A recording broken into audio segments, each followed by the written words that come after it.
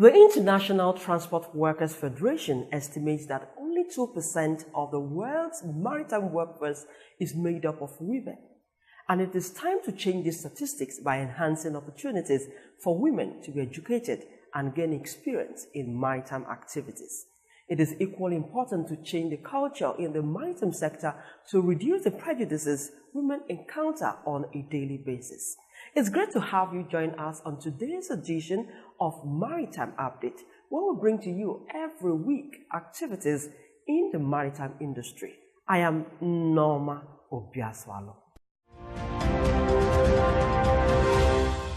The long interaction of mostly men and the sea has also created significant cultural barriers to the participation of women in seafaring.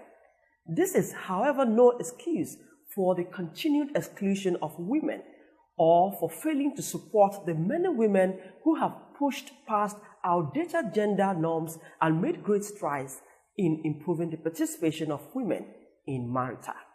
The African Union AU is leading the way on empowering women in the continent.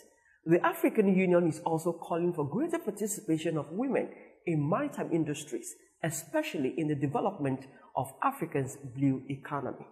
If achieved, this will see increasing interest in African countries that are developing maritime industries.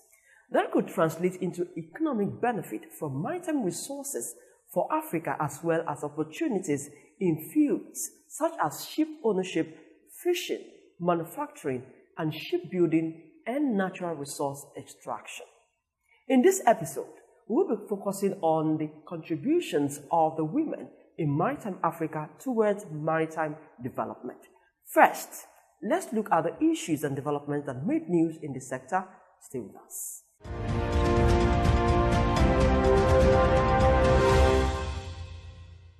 The ICRC bus presents the compliance certificate on the Oboloa for Truck Transit Park to the Nigerian Shippers Council. Nimasa Bus says agency pushing for single window for self, NPA, Nigerian Shippers Council, Customs, and others. And now to the main stories. The Acting Director General of the Infrastructure Concession Regulatory Commission, ICRC, Chidi Izuwa, at the official presentation of the outline business case compliance certificate on the Oboloa for Truck Transit Park to the Nigerian Shippers Council, NSC, in Abuja. Izuwa said the 1.2 billion naira state-of-the-art modern truck park facility in Enugu State would be the first of its kind in Nigeria when built and would also ensure sanity on Nigerian highways. The project is expected to create more than 3,000 jobs and impact the economy of the host state and Nigeria.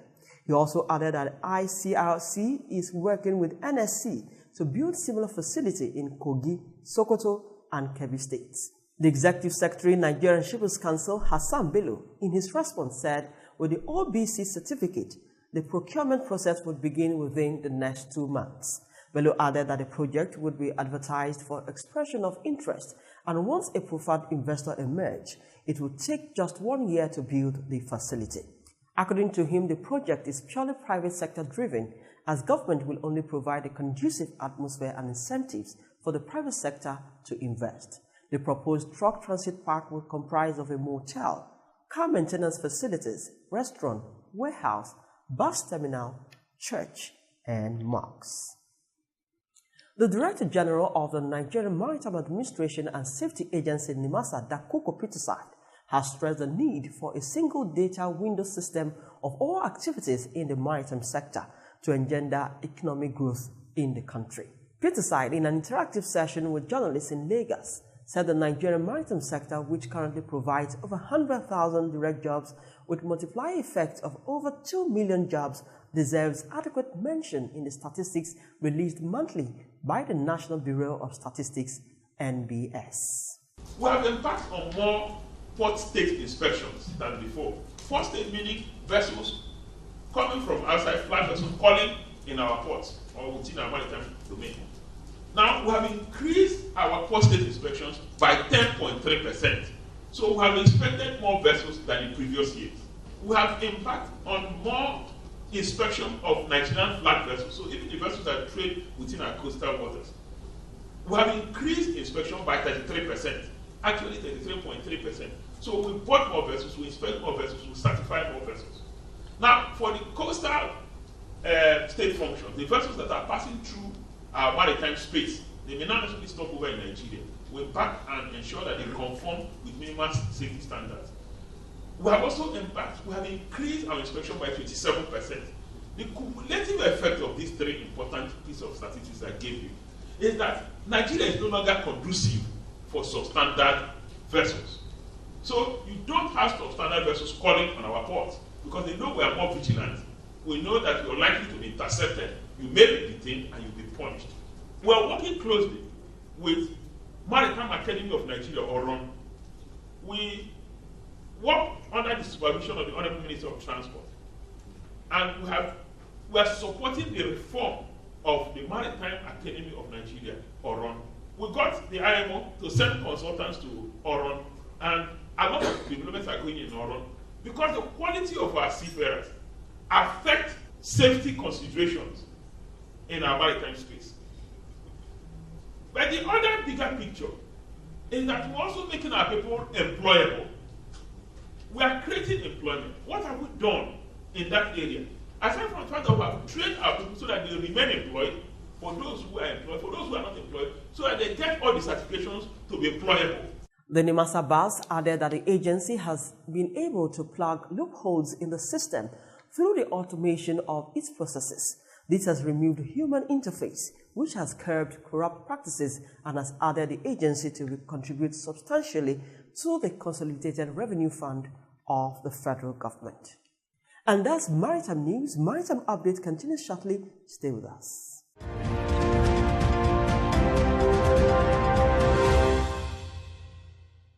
If you have just joined us, this is Maritime Update reaching you courtesy of the Nigerian Shippers Council. For details, please reach the Nigerian Shippers Council on our email, website, or better still, text the number showing on your screen. Now to the guest of the week. They are the executive of the Women in Maritime Africa. They spoke to us on their activities and achievements and how this has helped to alleviate the hardship experienced by women in the maritime industry, mentorship, and more. Stay with us. Jean Chezo, you are the president of Women Africa. Tell us about your achievements and your challenges so far. Yes, indeed, I am the president of Women Nigeria. Achievements in the past 1 year is being able to establish a viable association known as Women Nigeria. The WIMA is an acronym for African Women in Maritime. We have a membership strength of over 20, spreading all through the cadres of the maritime industry. And we have been able to identify women in the fishing community in Makoko, whom we want to reach out our corporate social responsibility to in terms of empowering them. In the next few weeks, we will be presenting fish ovens to them to encourage them, to empower them to smoke their fish and be able to use that way forward to export and spread within the country. Furthermore, Women Nigeria has been able to contribute maximally to the African Union Vision 2063 with regards to sustainability of our blue economy. Women Nigeria has championed the cause in our own small way by celebrating African Oceans and Seas every July 25th as pronounced by the African Union to all nationals of our great continent. And the last one we did, just last July 25th, we went down to meet the people at the riverbanks by the ferry in at CMS to explain to them why they should not litter our waters with plastics.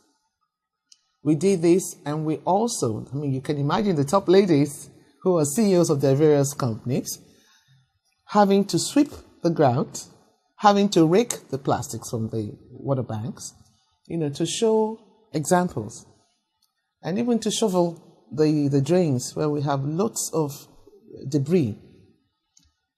Our women also went on board some of these ferries to speak to the passengers who sometimes may fling plastics through the windows, on the short route to flour mills from CMS to the other side of the road, which is the flour mills. Before we did that 25th July, which was just last month, our first outing also was a road show. That was last year, July 25th last year. Women Nigeria had a road show. We had a road jingle from Eco Hotel and Suites in Victoria Island. We walked down to the Babbage, up down to the Silverbird Galleria area, telling people why we should keep our oceans and seas safe and secured. So, in addition to that, is that Women Nigeria, I believe it must be some of our exploits in a very short time that has made the continental body recognize us as a formidable national chapter. And by the grace of God, Women Nigeria will take over the helm of affairs of the continent as the president of the African Women in Maritime. So I think within a year, we haven't done too badly, but we still have a lot to do. So no challenges so far? Oh, there have been challenges.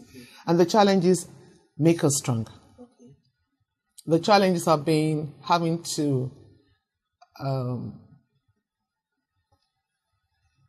explain to our other sister bodies that Women Nigeria is strictly a continental body, that Women Nigeria is a body to complement every vision and mission statement of every other sister body in the maritime industry. Those are a few challenges which we're overcoming. But at any point, do you feel threatened in the industry dominated by men, being a woman, to do what you have to do in the industry? Frankly, no. Why I said no is that you have to have the confidence. You have to have the expertise. You have to have the knowledge. You have to also know that, this is a career you have running, and it has nothing to do with the man. That a man is there and you are there means that I am a woman and I think I can do it better. Better in the sense that, for a woman is multitasking. The way you handle your The woman is intelligent, strong. Multitasking, intelligent, strong. Look at a woman. You are dealing with your home, ensuring stability and making sure that the children are focused and your husband is well taken care of, the home is not suffering. Then you come to the office. You are also probably at the head, having a whole lot of men you are responsible to. And you have to assert yourself. And your intelligence is your power. Because they know you are intelligent and you know the stuff, you know what you are doing. Nobody can begin to question decisions you have taken. These decisions are far-reaching decisions that can take the organization a long way. And Chancellor, looking at the industry, as you mentor the young people in the industry, young women, do you at any time have challenges with that mentality of a woman is meant for the kitchen? No, we used to have those challenges, but over the years, women have been, this is not the first association of women, So women have been spoken to, they've been empowered, and it's an ongoing process. So I'll be miffed if there's any woman thinking that she should be in the kitchen. Many women who are literate, even those who are not very literate, are beginning to appreciate, those who are not literate in English language, for example, are beginning to appreciate that they need to work hard to support their male folk. Looking at the entire maritime industry now, we need to move away from the challenges that is being experienced in the industry now and think about how to develop the industry and position it as a leading industry in the continent. So what do you think, in your view, can be done to achieve this?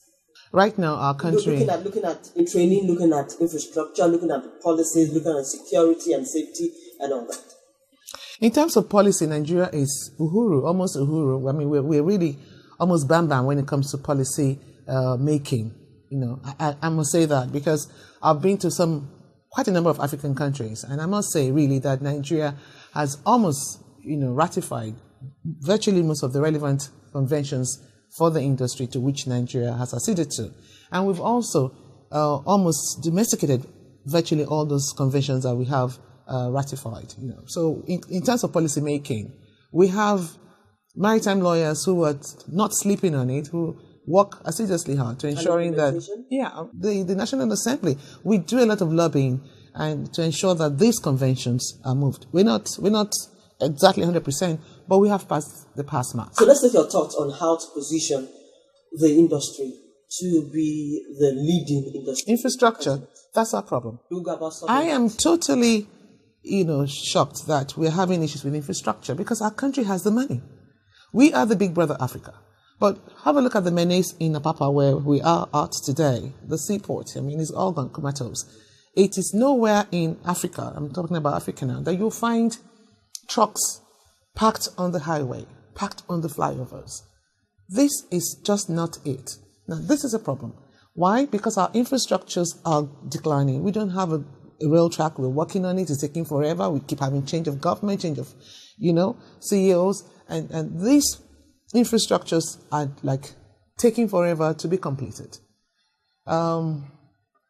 We have issues with infrastructures because our government needs to make it a priority. That is very important. It cannot be that we don't have the money.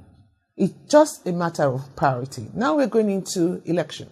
I do hope that whilst we're going out to voting for our candidates, we will not put into comatose these projects that are necessary to safeguard a country to which they want to rule.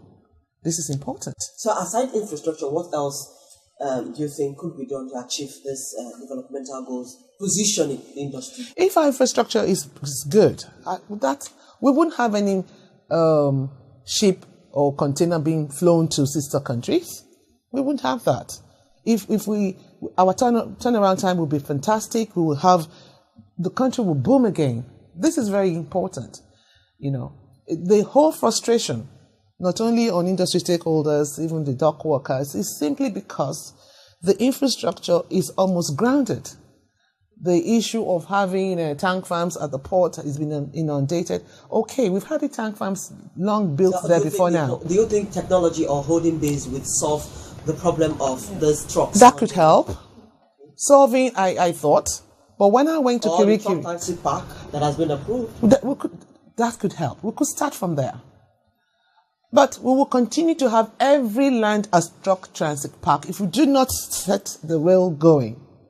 Because these big wigs keep rolling out new trucks, new tankers every day. Then what about the congestion? That's it. So we need to have a rail. We need to put the rail on quickly. Abuja has done something, which is good. We need to have that quickly to decongest our roads. Building so many truck transit parks does not stop the purchase of more trucks. And so what's going to happen? We're going to have a situation whereby so many residentials will be demolished so that we can have them as truck transit parks. And the fallout of that, when you throw people out of their homes and use it for truck transit parks, every neighborhood is totally demolished and built to be a truck transit park, and you don't stop them from buying more trucks as opposed to putting rails, you're going to have situations where robbery will be the order of the day. There will be disorder. So we need to have a priority. We need to be focused and get to it with so much passion as we do when it comes to election. Okay, so moving away to security and safety. Recently, there have been a lot of boat mishaps, and there's piracy. We have armed robbery, and all that. So, what are your thoughts on how we could overcome or curb these security issues? The marine police, we need to put them, get them equipped with speedboats.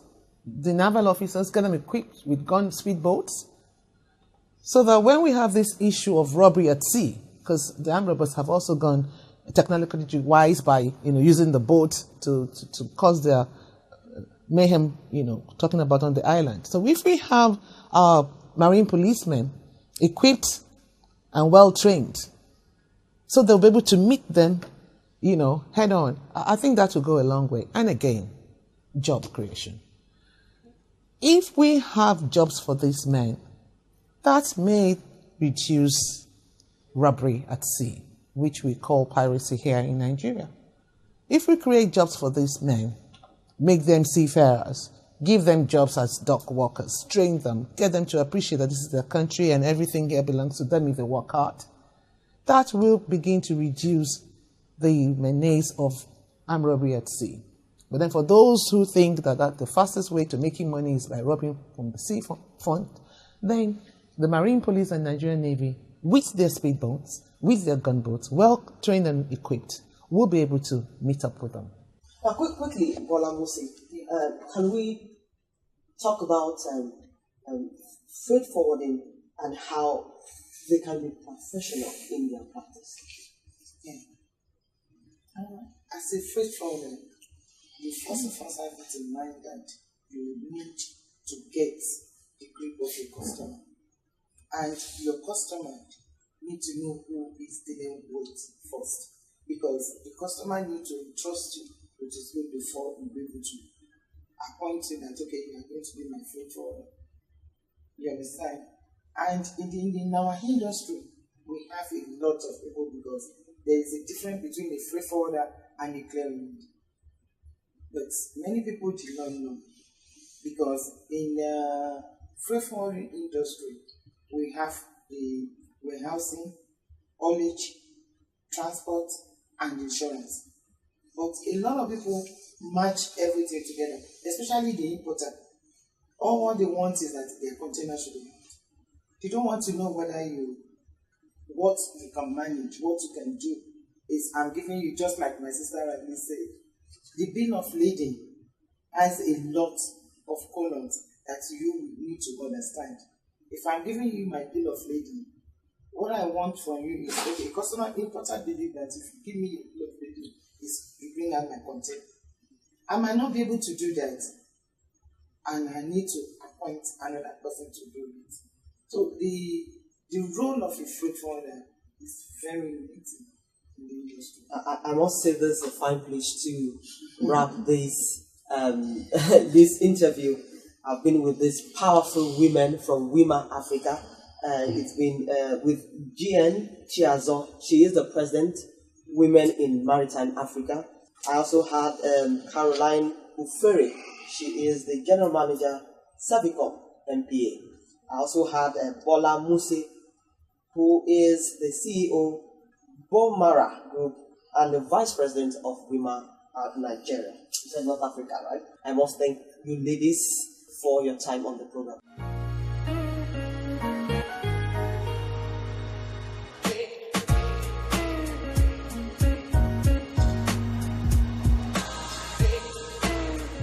Here are some of the several mails we received this week. The coastal vessels boomed on trades like movements of passengers, commodities, coal from Port Harcourt to Ijara in Lagos, fishing, etc.